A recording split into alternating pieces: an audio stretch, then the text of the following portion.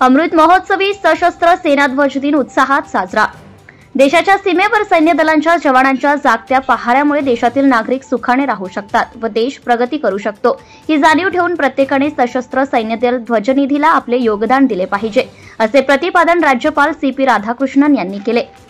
देशातील प्रत्येकाने मतभेद विसरून एकदिलाने काम केल्यास सन 2047 पर्यंत भारत विकसित राष्ट्र म्हणून उदयास येईल असा विश्वास राज्यपालांनी व्यक्त केलाय।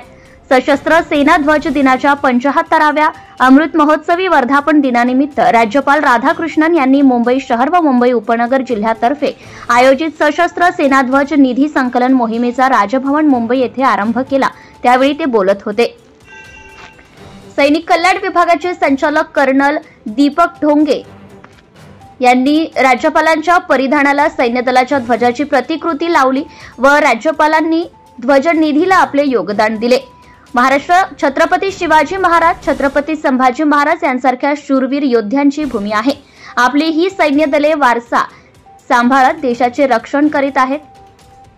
आपल्या सैन्य दलांनी जशी कारगिल, डोकलाम येथे कठीण परिस्थितीत कामगिरी केली आहे तशीच कामगिरी त्यांनी नैसर्गिक संकट व पूरस्थितीच्या वेळी देखील पार पाडली आहे, असे राज्यपालांनी सांगितले।